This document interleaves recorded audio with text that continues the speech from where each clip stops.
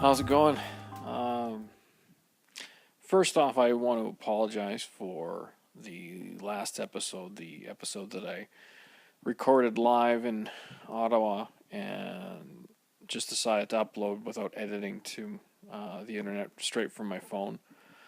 Uh, the audio was really bad, and I didn't edit it or add any other stuff to it, so it was a mistake, something I tried. It failed, so you live, you learn, you move on. Yeah, so sorry about that. But,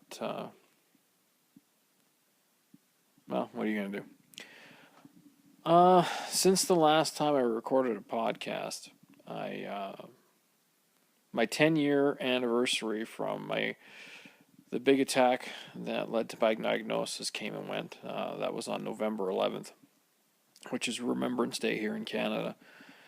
And I always found it odd. It's just one of those, those weird coincidences that happen where the onset of the big attack that knocked me out, way back 10 years ago, was on Remembrance Day, and it's obviously an easy day for me to remember. So,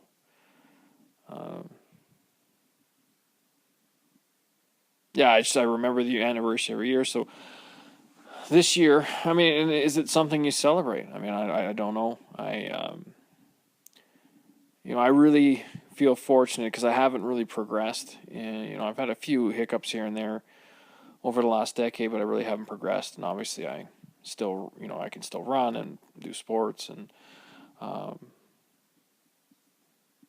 but I do feel fortunate for the way things have unfolded for me, so far. And 10 years goes by after diagnosis like that, and I'm still doing reasonably well. So, is it something that you celebrate? And I didn't know, but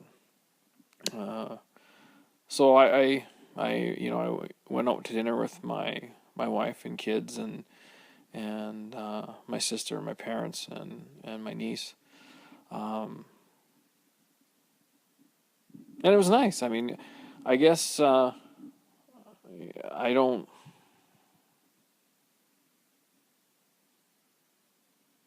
forbid. Is that the right word? I don't.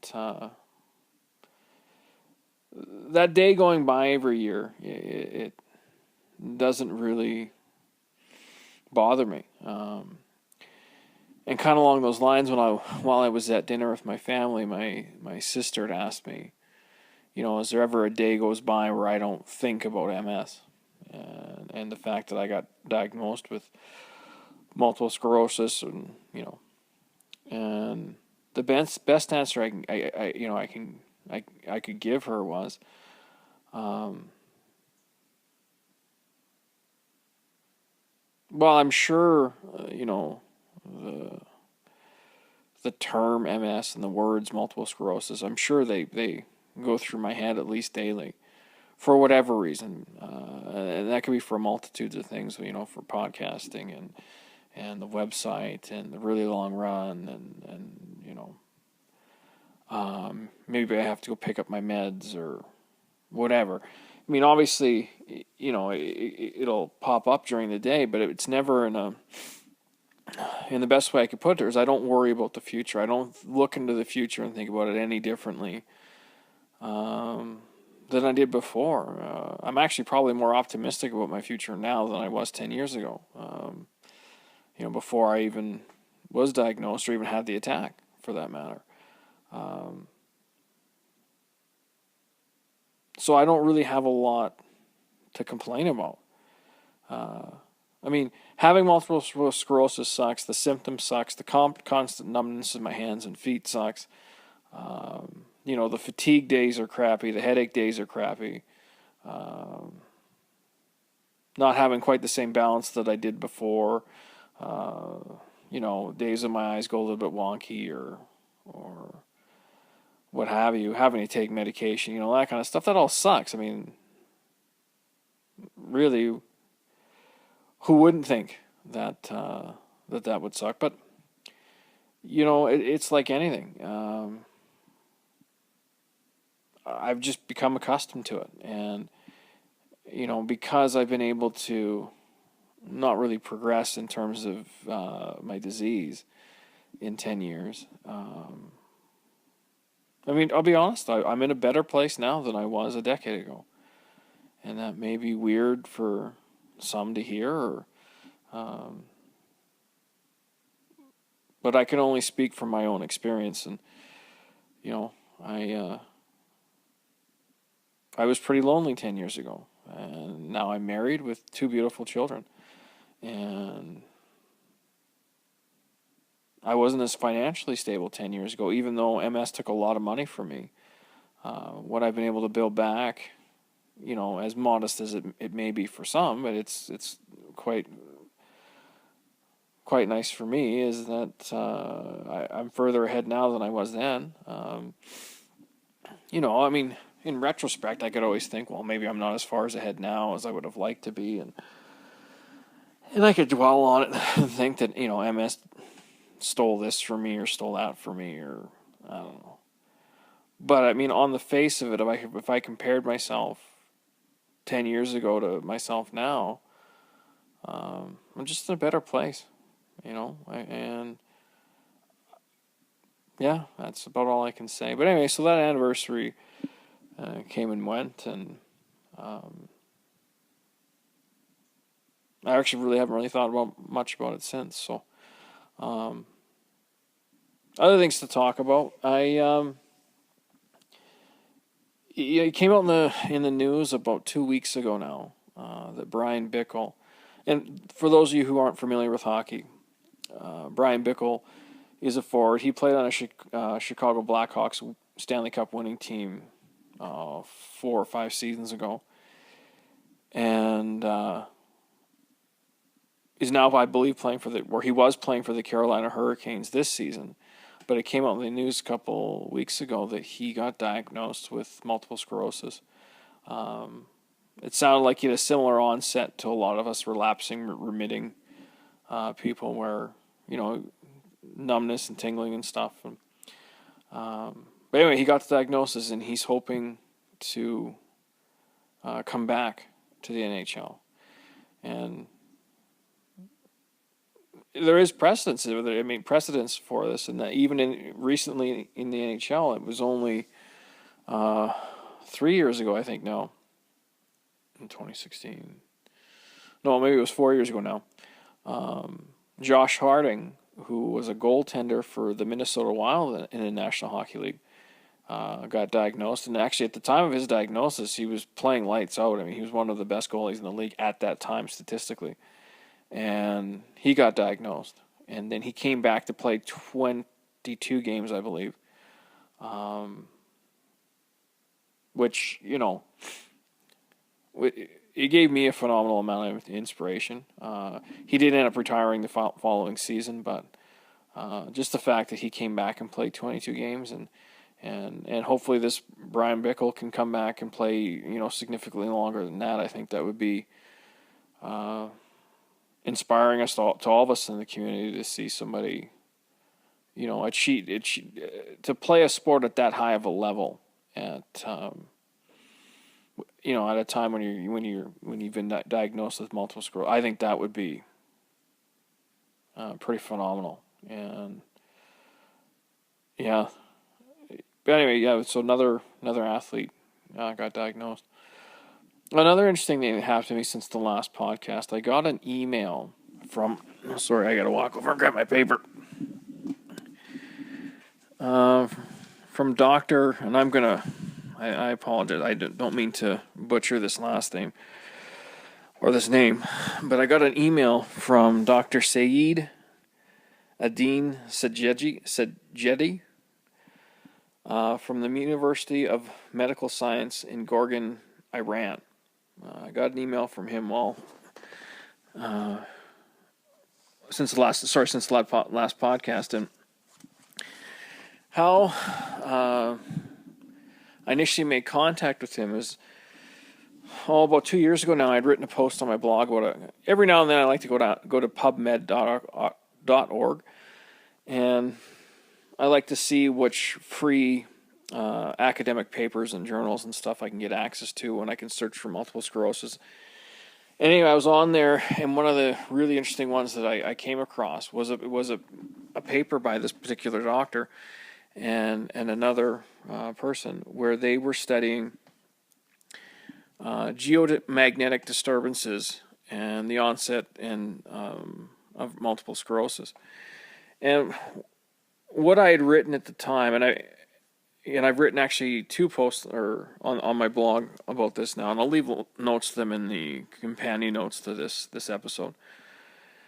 What geomagnetic disturbances are is they're caused by, my understanding is, and I am not, I should never be mistaken for a scientist, and I'll actually leave a download for the paper on the companion notes too.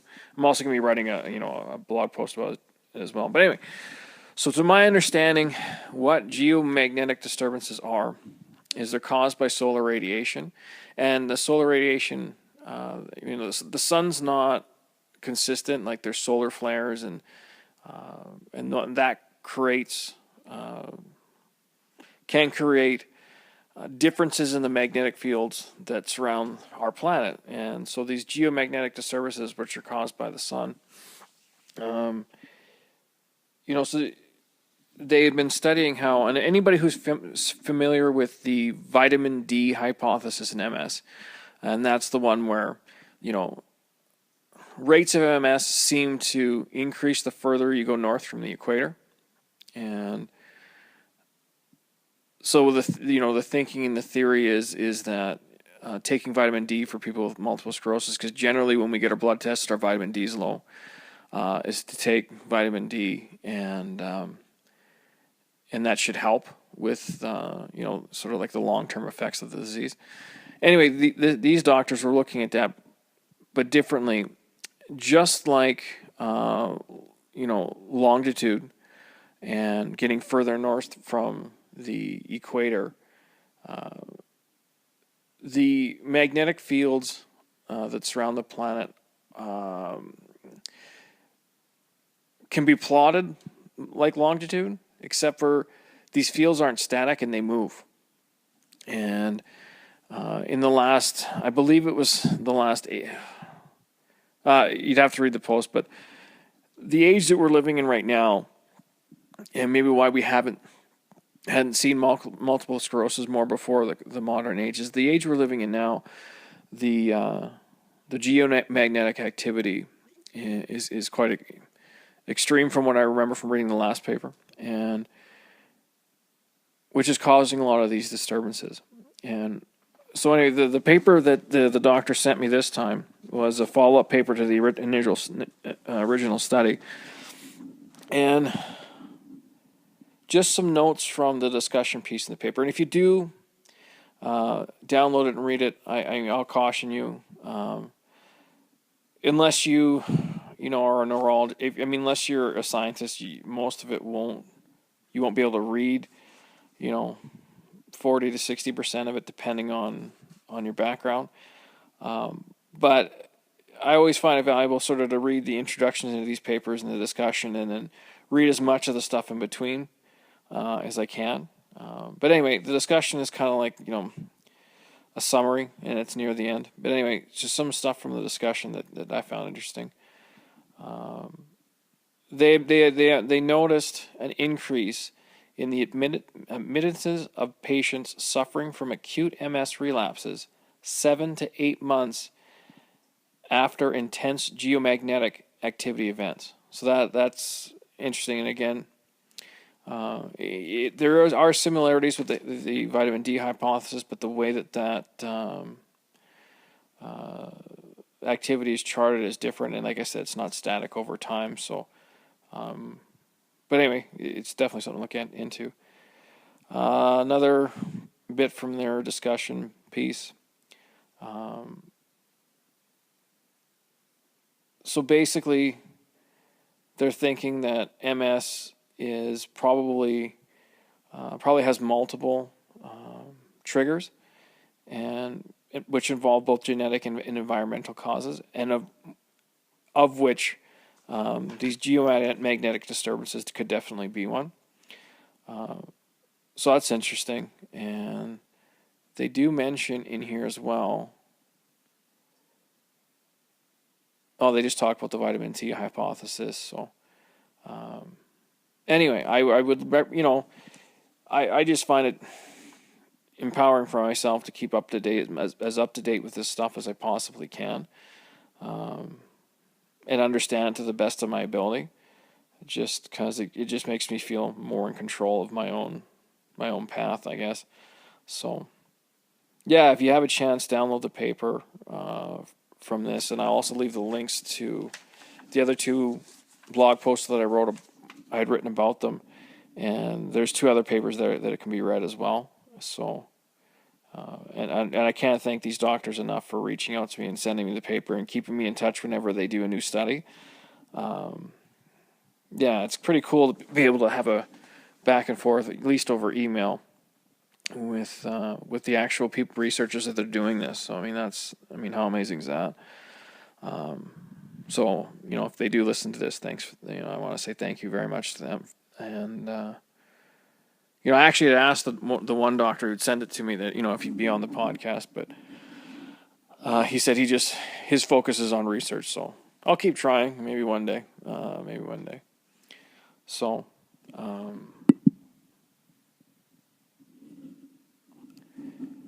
So today on my blog, I posted about the title of the post was called Echo Chamber, and even though I'm in Canada, obviously we got a lot of news about the U.S. election, and based on some recent election results where I live, and watching sort of the news feeds and Twitter feeds and Facebook feeds and you name it feeds. And I had heard somebody say the term echo chamber, and I started to think about it, and I think it's very true. I think, even though we have these amazing tools like smartphones and that are hooked up to the internet, where you can literally go into a search engine and track down just infinite amounts of information, we're really getting to the point where we really curate and edit and massage where we get our information, but our information is always coming through our own filter. And I think subconsciously, it's conscious in the choices that we make, but I don't think that the end goal is a conscious choice. And really what people are doing is just making sure that just getting sources of information or from people who already believe exactly what they believe, regardless if it's based in anything resembling fact. And it's really too bad that that's what some of these tools are being used for. But in fairness, when you think about technologies like Twitter and Facebook, you can mute people, you can unfriend somebody, you can unfollow somebody, you can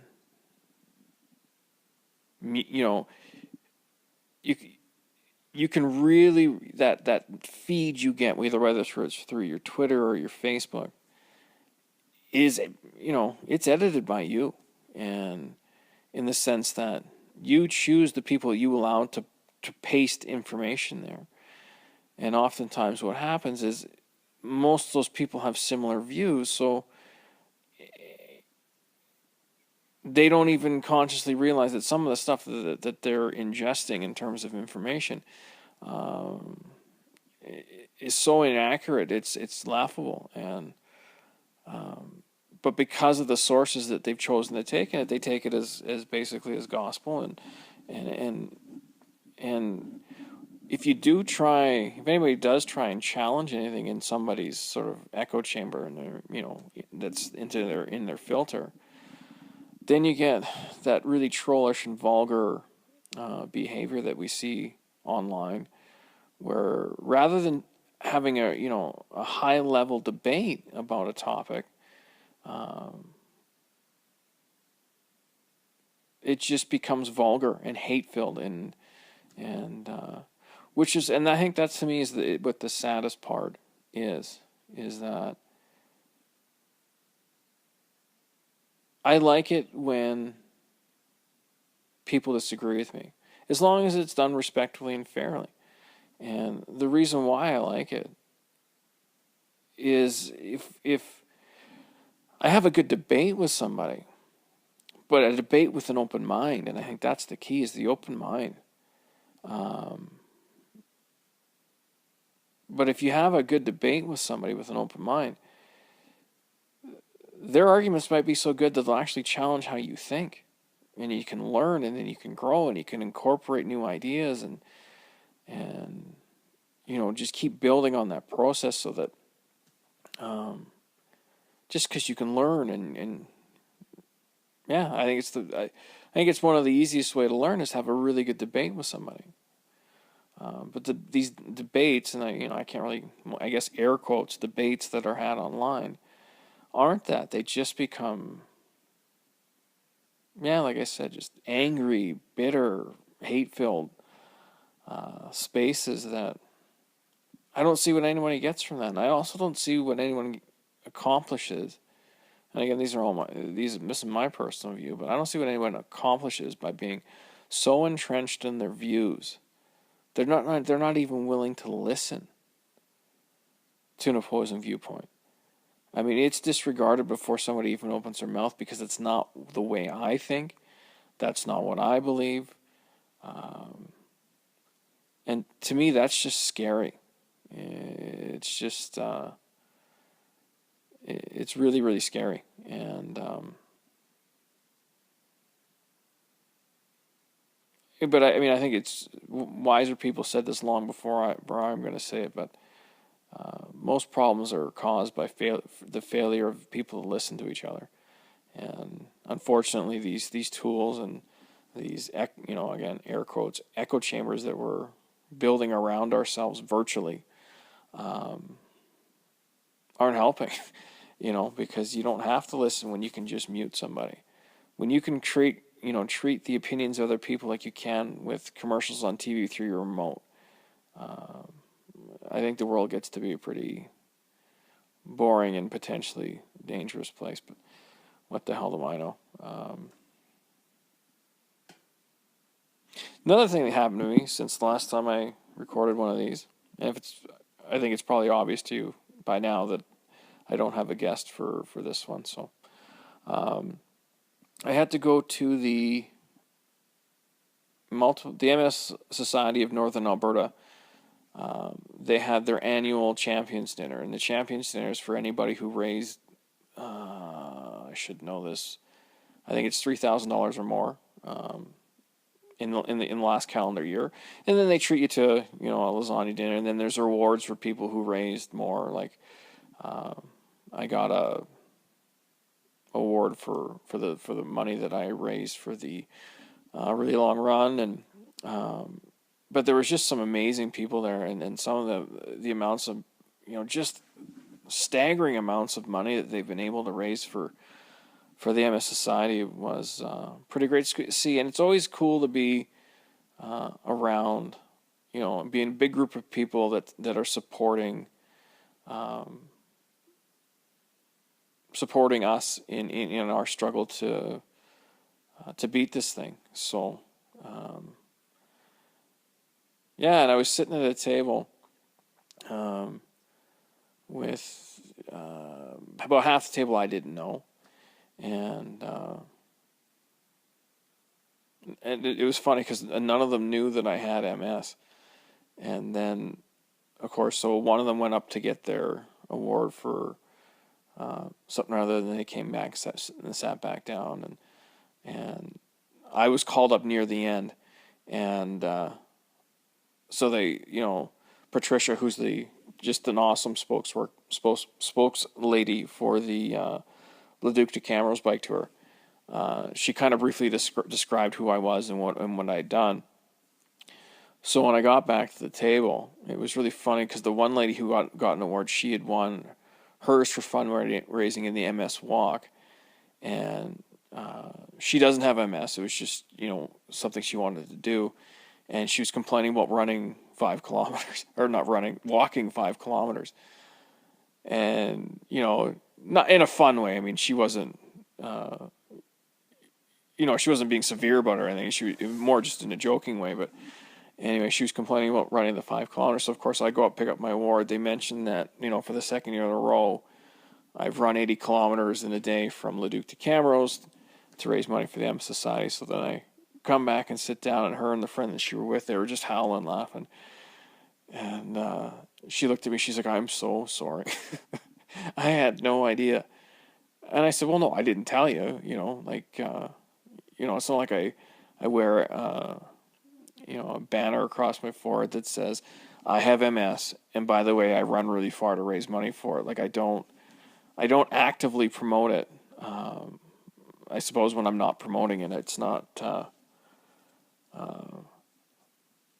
it's just not something that I do. But anyway, so it was quite funny, and the whole table, once everybody kind of caught wind of what had happened, everybody had a pretty good laugh about it. So, and it was also really nice to go as well with my mom. My mom and my wife came with me, and my mom was invited to go because she, through the work with a really long run and through her own fundraising for the bike tour,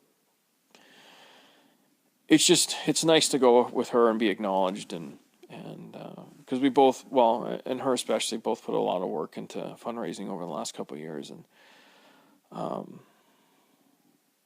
I certainly couldn't have ever raised the money that I did without her. So anytime I get a chance to, I guess, hang out with my two favorite ladies, it's always a treat. So, and speaking of running and ultra marathons and stuff, I ran a 25K trail run in Kamloops at the beginning of September, and that one had almost 900 meters of elevation, so it was steep. It was just basically running straight up or straight down a hill for 3 hours. And then I attempted the Grizzly, which is a 50-kilometer ultra, and in Canmore, Thanksgiving weekend in Canada. So it's around October the 7th anyway. And that was 50K, and I made it 40 kilometers. And I had to pull out because I ended up with tendonitis and plantar fasciitis in my right foot. So that was the beginning of October. Near the beginning of October. It's now near the end of November, and I haven't gone for a run. All I've been able to do is ride the stationary bike. God bless her, my wife is giving me acupuncture on my with like electrostimulus, and it's starting to. Just started a couple days ago, and it's finally starting to loosen up. But when you go from running as much as I do to not being able to run at all for well over a month, the runner's high or whatever that's true. I'm really, really missing it. I have a stationary bike in my basement, and I've been riding that for 45 to 50 minutes every morning. And pretty hard because I don't want to lose the fitness that I built up. So, waiting for this thing to heal. It's just been brutal. That's about the best way I can put it.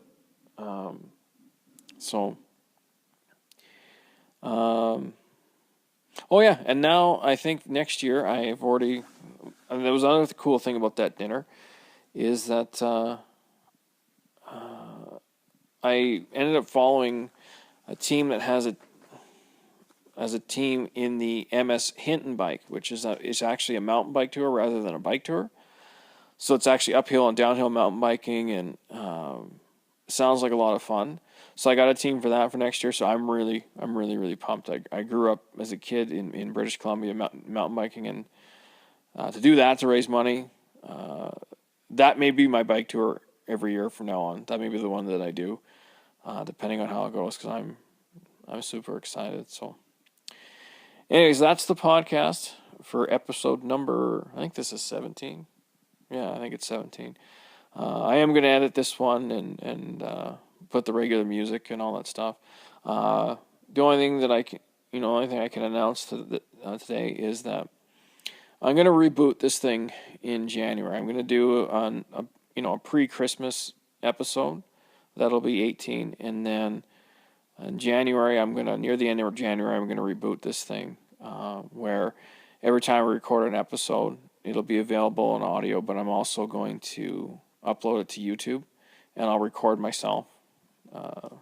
Hopefully not break any cameras, but yeah, I'm going to record myself, and that if I have any guests, I'll have them either via Skype or FaceTime, and I can record it that way.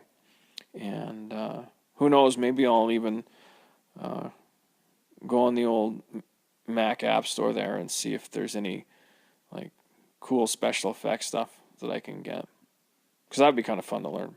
But anyway, yeah, so in January I'm going to change this all around a little bit, and because it's just time for me to if I'm going to keep doing it, I got to refresh it and that. So anyway, thanks for listening, and I'll talk to you in about a month.